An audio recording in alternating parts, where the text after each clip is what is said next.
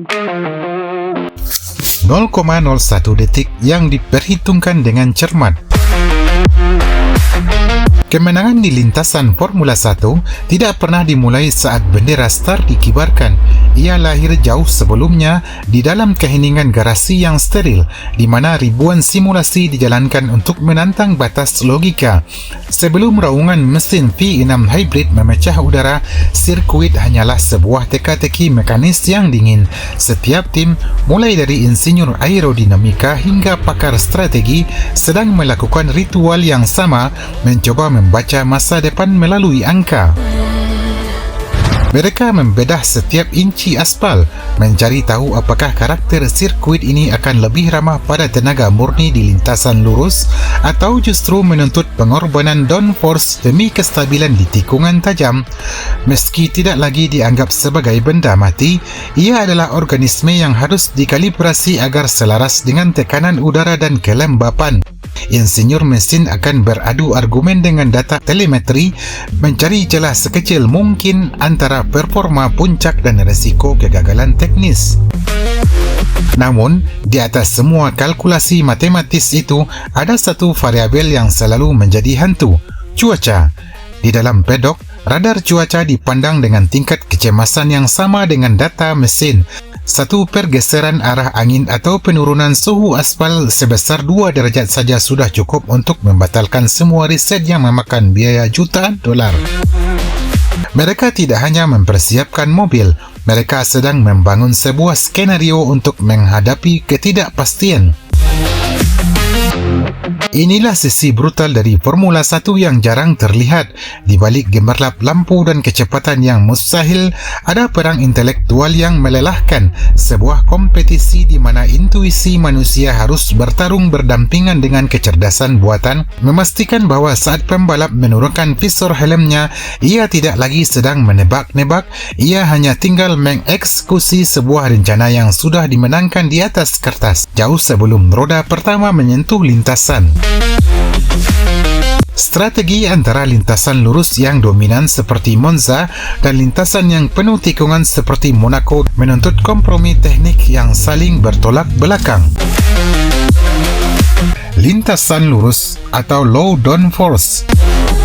Di sini, musuh utama adalah hambatan udara. Tim akan menggunakan sayap yang sangat tipis dan hampir datar untuk meminimalkan luas permukaan yang menabrak angin.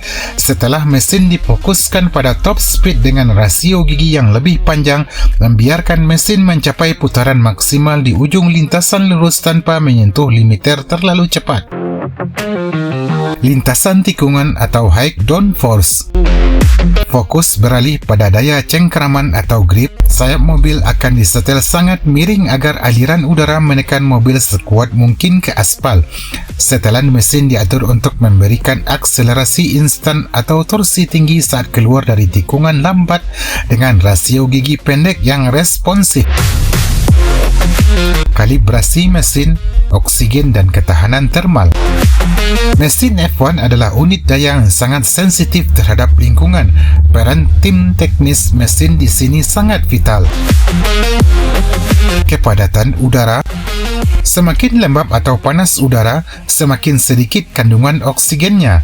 Tanpa penyesuaian pada mapping mesin, pembakaran tidak akan sempurna. Mesin akan dipaksa bekerja lebih keras namun menghasilkan tenaga lebih sedikit. Manajemen panas. Pada sirkuit dengan kecepatan rendah namun banyak tikungan, aliran udara ke radiator sangat minim karena mobil jarang melaju cepat. Tim harus membuka lubang pendingin atau cooling louvres lebih lebar untuk mencegah mesin meledak. Meski ini sedikit merusak aerodinamika, sebaliknya di trek lurus, lubang ini ditutup serapat mungkin demi kecepatan maksimal. Intelijen klimatologi, sensor dan prediksi real time. Tim klimatologi bukan sekedar melihat ramalan cuaca di ponsel. Mereka adalah unit intelijen yang bekerja dengan sensor presisi di setiap titik strategis sirkuit. Suhu aspal vs suhu udara. Ini ini adalah variabel paling krusial bagi ban. Jika suhu aspal naik 2 darajat saja, struktur kimia karet ban bisa berubah dari lengket sempurna menjadi meleleh dan hancur atau blistering. Tim memantau umpan balik suhu ini untuk memutuskan kapan harus mengganti kompon ban dari soft ke medium. Kelembapan dan tekanan. Tim klimatologi memantau titik embun dan kelembapan secara konstan. Kelembapan tinggi tidak hanya mempengaruhi performa mesin, tetapi juga bagaimana ban menyimpan panas. Udara yang berat karena kelembapan juga mengubah cara sayap mobil membelah angin. Sensor statis dan satelit. Tim menggunakan stasiun cuaca portabel di sepanjang sirkuit yang memberikan data real-time ke pusat komando atau pit wall. Mereka harus mampu memprediksi kapan hujan akan turun hingga hitungan menit dan di tikungan mana air akan pertama kali membasahi aspal. Imbas feedback thermal. Semua data ini bermuara pada satu keputusan strategis di hari H. Jika aspal terlalu panas, pembalap akan diminta untuk melakukan lift and coast atau melepas gas sebelum tikungan untuk mendinginkan mesin dan ban melalui aliran udara alami tanpa pengereman ekstrim. Ini adalah tarian antara menjaga kecepatan dan mencegah kerusakan material. Di balik kemudi, pembalap hanyalah ujung tombak dari sebuah sistem raksasa yang sudah memperhitungkan setiap molekul udara dan derajat panas aspal, memastikan bahwa senjata yang mereka gunakan tidak akan menyerah sebelum garis finish. Pada akhirnya, apa yang kita saksikan di lintasan bukanlah sekadar aksi individu seorang pembalap yang beradu nyali. Di balik setiap manuver di tikungan tajam atau akselerasi di lintasan lurus, terdapat ribuan jam kerja kolektif yang berdenyut dalam satu frekuensi yang sama. Ini adalah bentuk kerjasama tim dalam derajat yang paling ekstrim, sebuah harmoni yang lahir dari pertimbangan tanpa henti antara ambisi manusia dan batasan hukum fisika. Pembalap yang duduk di cockpit dengan visor helm yang tertutup rapat hanyalah sebuah potret akhir dari ekosistem raksasa ini. Ia adalah ujung dari sebuah piramida intelektual yang dibangun oleh ratusan tangan. Saat ia menekan pedal gas, ia sebenarnya sedang melepaskan hasil kalkulasi tim klimatologi tentang kelembapan udara. Saat ia berani mengerem lebih lambat, ia sedang mempercayai simulasi ribuan jam para insinyur aerodinamika yang telah menjinakkan angin demi daya cengkram aspal. Di titik ini, ego individu harus seluruh. Mekanik ahli strategi, pakar mesin, hingga analis data cuaca, semuanya harus melebur dalam satu kesatuan visi.